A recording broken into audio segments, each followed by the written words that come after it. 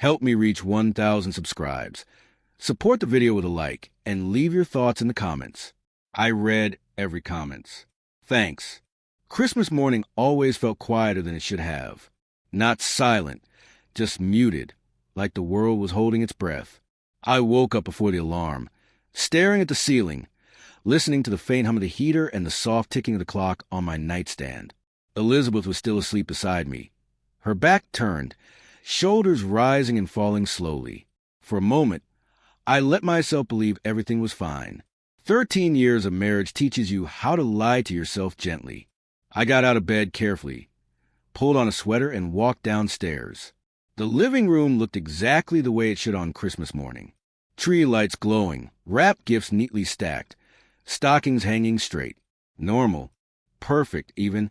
I stood there longer than necessary, coffee mug warm in my hands, telling myself this was what stability looked like. Calm, predictable, safe. Elizabeth came down about 20 minutes later, phone already in her hand. She smiled when she saw me, quick and practiced. We exchanged a light kiss, the kind that lands somewhere between politeness and habit. She said she was going to call her sister before breakfast and stepped into the hallway. I nodded, distracted, and turned back to the kitchen. That was when I heard my name. Not loudly, not angrily, just casually, the way you mention something that's already decided. I didn't mean to listen.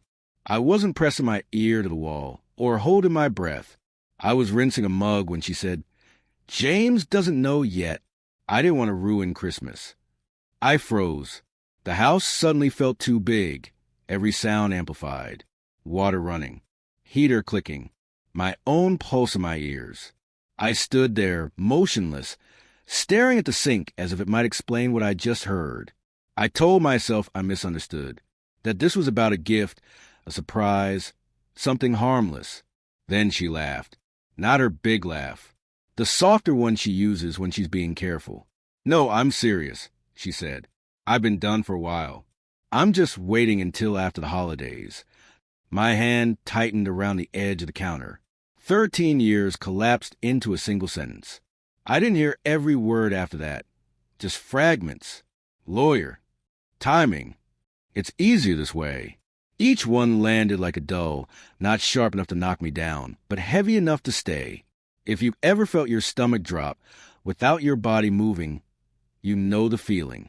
I stood there while my life quietly rearranged itself without asking permission. If this moment already feels familiar, hit like, so this story can reach others who need to hear it. Not for me, for the people who think they're alone in kitchens like this. Elizabeth's voice drifted farther away as she moved upstairs. The call ended. Footsteps. Normal sounds returned, but nothing felt normal anymore.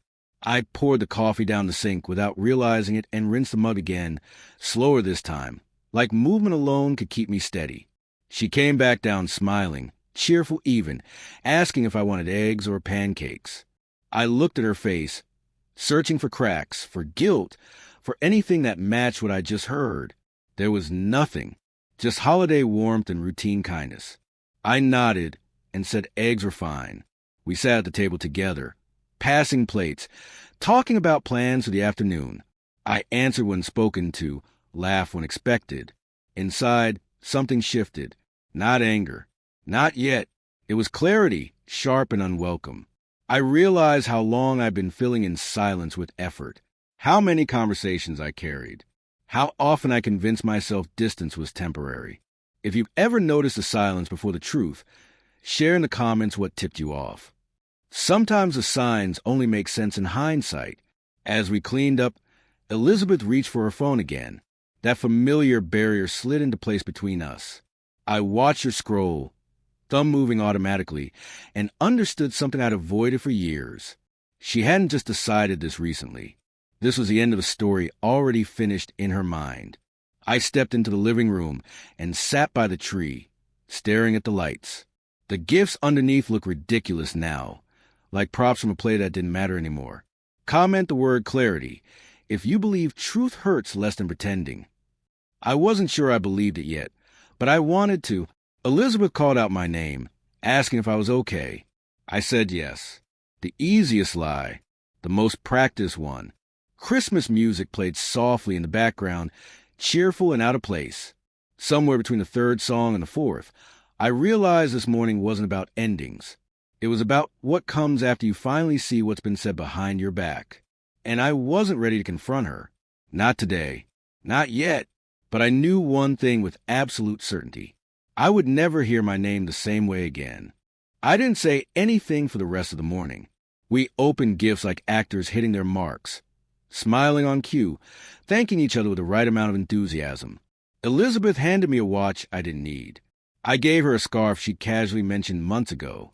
It felt strange watching her wrap it around her neck, knowing she'd already wrapped up our marriage in a conversation I wasn't part of. By early afternoon, she said she wanted to take a walk. Fresh air, she called it, a tradition. We stepped outside, the cold biting just enough to feel real. Snow crunched under our shoes as we walked side by side, hands close but not touching. It reminded me of how we'd been lately. Near, but never connected. Halfway down the block, she slowed. I could feel it coming before she spoke. There's a pause people take when they're about to change your life. She stopped, turned to face me, and exhaled. "James, we need to talk." I nodded. "I know." Her eyes flickered. Surprise, then something like relief. "You know?" "I heard you," I said calmly. "This morning, on the phone." The silence that followed was heavier than anything I'd felt all day. She didn't deny it, didn't ask what I heard. She just looked down at the snow, then back at me. "I didn't want a day to be like this," she said. "I was going to wait." "That's what you said," I replied. My voice didn't shake. "That surprised me. You were done for a while." She hesitated, then nodded. "Yes, that was it. No apology, no explanation that mattered. Just confirmation. And strangely, that hurt less than pretending. If you believe honesty, even late, matters more than comfort, share this story with someone who needs to hear it. Not everyone gets the truth before it's too late. We started walking again, slower now. She talked about feeling distant, about growing apart, about not wanting to fight. I listened, but the words slid past me. They were explanations for a decision already made. I wasn't there to negotiate. I was there to witness the ending. When we got back home, she asked if we could handle things amicably. The words sounded hollow. I told her I needed space to think. She agreed quickly, almost eagerly. That told me more than anything else she'd said. That night, after she went to bed, I sat alone in the living room. The tree lights were still on, blinking patiently. I picked up my phone and stared at it, not knowing who to call. Mason, my brother. No one felt right. In the comments, do you think it's better to confront immediately or take time to process? There's no right answer, but I want to know what others had learned the hard way. Around midnight, I made a decision, not out of anger, out of respect for myself. I packed a bag, same essentials, clothes, charger, toothbrush. When I reached the bedroom door, I paused. Elizabeth was asleep, facing the wall. I didn't wake her. Some conversations don't need to happen twice. I left a note on the kitchen counter. Simple, clear. "I heard you. I need time.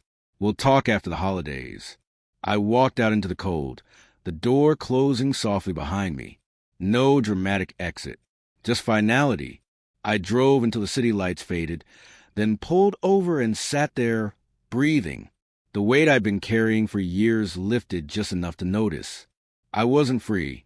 Not yet. But I wasn't trapped either. The days that followed were quiet. Messages came. Questions. Logistics. I answered when necessary. Thought carefully. For the first time in a long time, I didn't rush to fix anything. I let the silence exist. Looking back, Christmas morning didn't break my marriage. It revealed it. What ended us wasn't the call I overheard. It was the distance that made that call possible. Before you go, like if this story resonated, comment what you would have done in my place. And subscribe because stories like this aren't about drama. They're about recognizing the truth before it costs you more years than it already has.